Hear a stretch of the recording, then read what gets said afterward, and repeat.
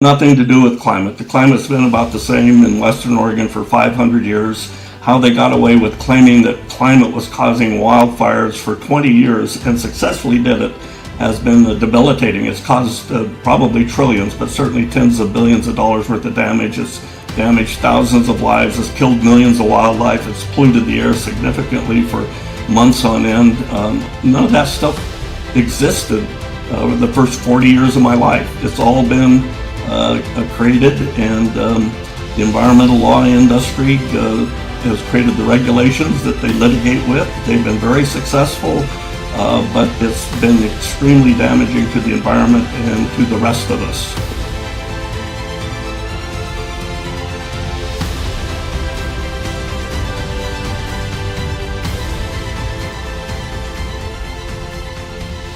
This is Climate Debrief, brought to you by the CO2 Coalition. I'm Angela Wheeler. I'm honored to welcome Dr. Bob Zybach, a Ph.D. environmental scientist, historian, writer, researcher, and photographer with deep roots in Oregon's forests. Dr. Zybach earned his Ph.D. in environmental sciences from Oregon State University in 2003, with a bachelor's in forest recreation, a master's in oral histories, and his doctorate as a historical ecologist. He also ran a successful reforestation business in Oregon for 20 years. Dr. Zybach's expertise centers on forest and fire history, reforestation planning, endangered species habitat, and the long-term impacts of land management policies. He's the program manager of the Oregon Websites and Watersheds Project and a valued member of the CO2 Coalition. He is also the editor of the National Wildfire Alliance newsletter. Dr. Zybach's work challenges conventional narratives by grounding today's wildfire and forest challenges in historical evidence and on-the-ground experience. Dr. Zybach, welcome to Climate Debrief. Thank you so much for lending your expertise to our audience. Well, thank you, Angela. It's good to be here. Your clear 5-step reforestation planning outline is very practical. How can communities or agencies best apply these steps now? And can you go through these steps with us? Yes, the way they could apply them now is we know how to do these. We did these for generations very, very successfully. From 1952, when we had in Western Oregon, when we had about a 30,000 acre fire in Western Oregon, until 1987, when we had about a 90,000 acre fire in Western Oregon. In that 35-year period, we had one single fire in excess of 10,000 acres. Now we have hundreds of thousands of acres almost annually. Certainly the last 5 years, they've exploded. So what we used to do is what's outlined here. One, keep subbasin roads and trail access open. We've created, Clinton created the roadless plan in 2002. It's a de facto wilderness. We created the wilderness in 1960s, but certainly in 1983 they're expanded. And we've been purposefully abandoning the trails and destroying the roads. When there's been a road to a rural area, we have paid taxpayer dollars to take the road out. We need good road and good trail access like we had for 10,000 years. Creating artificial wilderness and roadless areas has been one of the direct problems that have created these wildfires and rural unemployment and massive air pollution. Site prep and weed control. After an area is logged or after it is burned, we used to go in and remove fuels, salvage the trees. If there were weeds there, we would spray them with herbicides or sometimes hand pull them, whatever was needed to clean up the site and make it ready to plant seedlings. And we did that with impunity and with excellent results for decades. My crews burned about 20,000 acres of prescribed fires. We never had a single acre go out of control, and we just had really good results for the following crop of trees. Third is species planting and seeding patterns. It would really depend. They talked about restoring the environment, and then they put in an industrial plantation. They plant trees in rows at very close proximity to one another, 8 and 10 foot spaces. It's basically farm type of approach, farming approach. But if you restore the land to the way the Native Americans had it, the Indians had it, you would have large openings for oak savanna, for bare grass prairies along the ridge lines, for camas meadows, for huckleberry fields. There were hundreds of acres. And so these were fuel breaks. They were also recreational. They were also provided food and fiber for people. They could be developed into crops. But more importantly, they're critical wildlife habitat, safety from these wildfires that are killing millions of animals. So then seedling maintenance and replacement, you do have animals come in, kill the trees. You have weeds move in.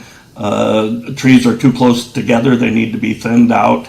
So that's a matter of after plantation is done, whether it's you're planting bunch grass or Douglas fir or huckleberries or oak, maintaining those seedlings and replacing the ones that are killed by animals or wind throw or something of that nature for the first few years is a critical time towards making sure that the forest is reestablished or the landscape patterns are established the way you'd like. Then plant or fuel management. We have a lot of problems with these plantations that created contiguous canopies. That means contiguous fuels. So when these fires burn, now they go 80 or 100,000 acres instead of 8 or 100 acres. Because the fuels are contiguous, they're in canopies, that kills about 100% of the trees. When the fire gets up into the top of the trees and fans through the stand or the forest or the drainage, whatever the area is, it kills all of them. So maintaining the fuels means keeping the roads and trails open, thinning the crowns out, maintaining open areas that have been planned for that purpose. And if we do that, we will put a significant ending to these catastrophic fires, and we will also create a lot of jobs that produce tax revenues rather than require them, increase safety for local communities, but also increase jobs and income for local communities, including schools and roads. So we've done it before, we know how to do it. These are kind of the steps for doing it right, and we just stopped doing it on our federal lands, and we have predictable fires as a result. Dr. Zybach, this is based on the presentation that I watched. What human-centered successes from the past, like inmate crews or early reforestation efforts, could we scale up today? That's interesting. The crews from the inmate crews did a lot of work in the woods, but then they were stopped because we were told that they were interfering with local competition. And then beginning probably in the early 50s for reforestation, but certainly in Germany hundreds of years ago with just forest management, we had local people managing the land, and that was the law. The 1897 Organic Act said that the forests that created our national forest, basically, they would be managed locally for the benefit of the American people, that the young stands would be kept healthy, just the opposite of what we're doing now. That law has never been changed, but we had local people doing the work. Now, since the early 80s, for the last 40 years, 2 generations, the Forest Service started putting out low bid, short-term contracts, and most of the work is being done by migrant workers. The Department of Agriculture says 40 to 60% of them are illegal. They started being busted in the early 80s, and that destroyed the local businesses. So now we do not have local businesses or local people or local families as we did for 10,000 years managing the local environment. We have regulators from Washington, D.C. and lawyers from the big towns hiring farm worker crews under really debased conditions. They live in slave camps, they're underpaid, a lot of the work's done under the table, and that's the federal government once again paying for that. So restoration of the law that the local people will be producing products for the benefit of the American people and actively managing our forests to keep them safe and our wild animals safe and our air clean and our water pure. That's the law, and if we restore that, we will go back to being in good shape with our relationship with the land as we were for thousands of years.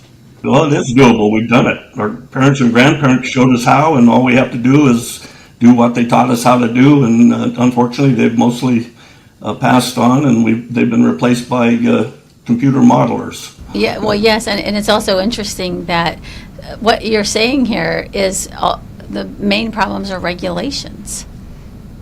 Yes. Not climate, not CO2, regulations. Yep. Yeah. So it's got nothing to do with climate. The climate's been about the same in Western Oregon for 500 years. How they got away with claiming that climate was causing wildfires for 20 years and successfully did it has been debilitating. It's caused probably trillions, but certainly tens of billions of dollars worth of damage. It's damaged thousands of lives. It's killed millions of wildlife. It's polluted the air significantly for months on end.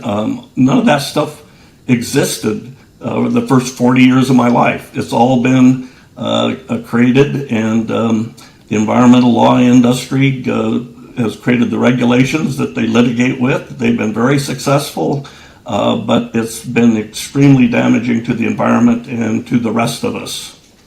And it has nothing to do with climate change. That was how they were able to get away with that story for 20 years is still a mystery.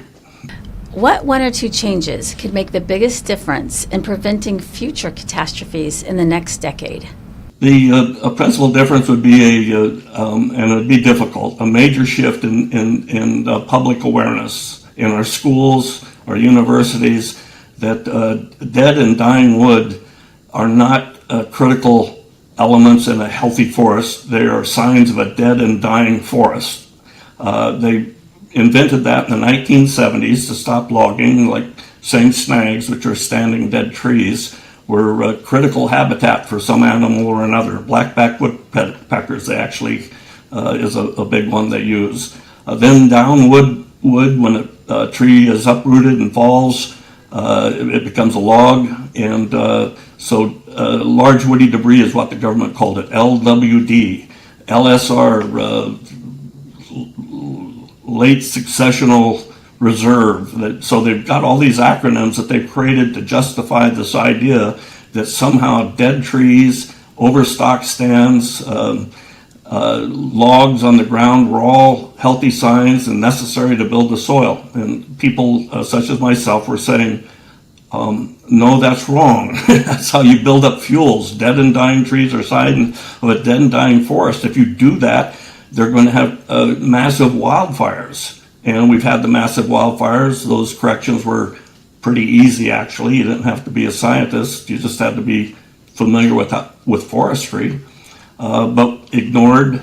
And now we've got about 100 million acres, enough work for thousands of people, tens of thousands of people for a couple decades. And it could be done profitably to produce tax money. But all those snags, all those dead trees, millions of acres of them need to be removed. And the 5 steps on reforestation, if that was implemented, we would have a wonderful environment, a wonderful work situation, rebuilt communities, and future generations would be facing what our generation did. We had beautiful forests and good work and good schools and things from World War II until spotted owl in the 90s in the forested counties of the western U.S. particularly.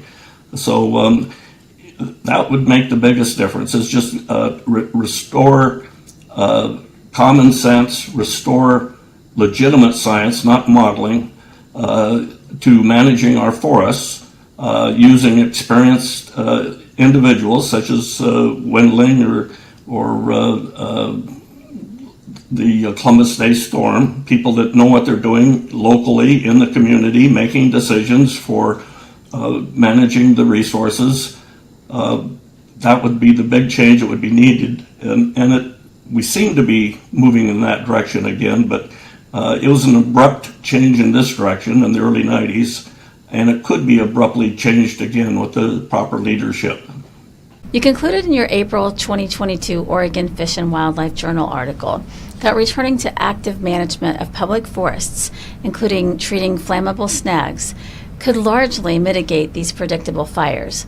What practical steps do you see as most effective right now for turning those repeated historical lessons into real progress?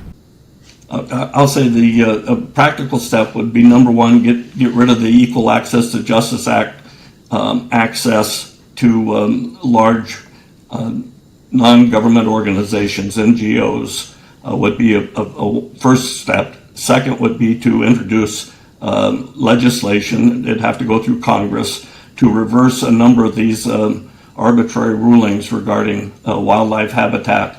NEPA and ESA critical habitat designations have been largely wonderful for the legal profession, but that's what's killed our forests, killed our wildlife, killing our rural communities. So those two steps that have to be done by Congress really to get a rapid change, but long past due.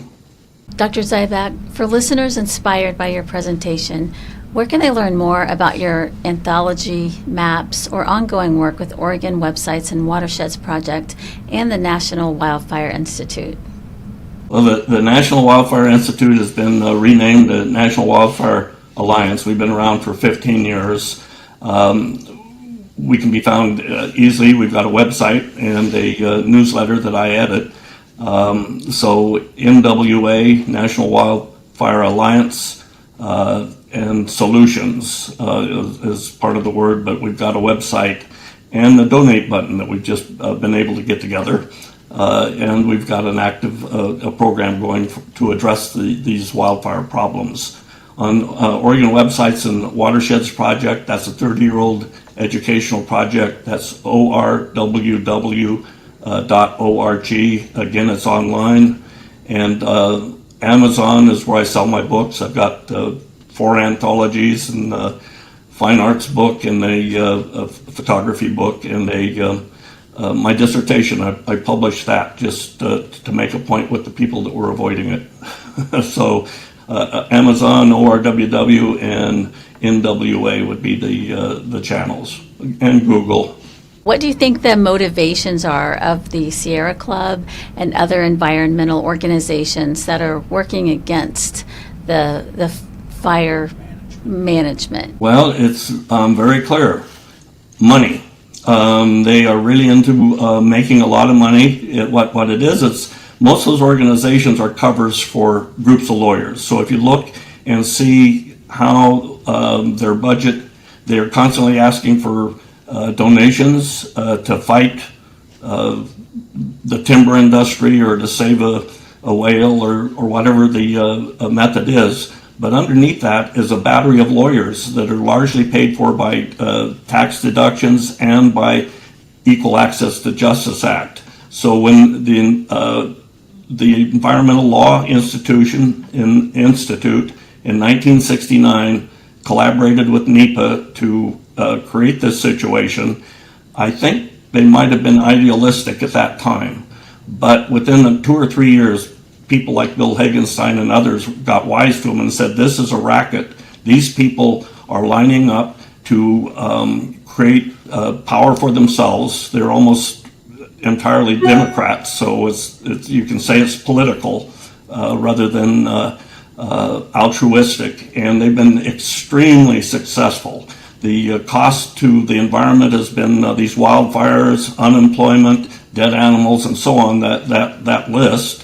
But the amount of money that they are paid is quite often a nonprofit is paying $300,000 or $600,000 or $800,000 a year to one of their groups, and the largest part of the budget for most of these organizations are the lawyers. So it's a cover for the environmental law industry, and the nonprofits are just a cover group more than anything. It's not the organizations themselves; it's how they're organized, and it's the lawyers and the officers that are running them and benefiting by massive amounts of money from unwitting U.S. taxpayers at a great cost to the environment. So Their motivation is money and power, just like everybody's. And they've been very successful at it. Thank you for joining us on Climate Debrief. Executive producer is Angela Wheeler. Producers, Ethan Oddie and Scott Wheeler. You can find more episodes of Climate Debrief at CO2Coalition.org.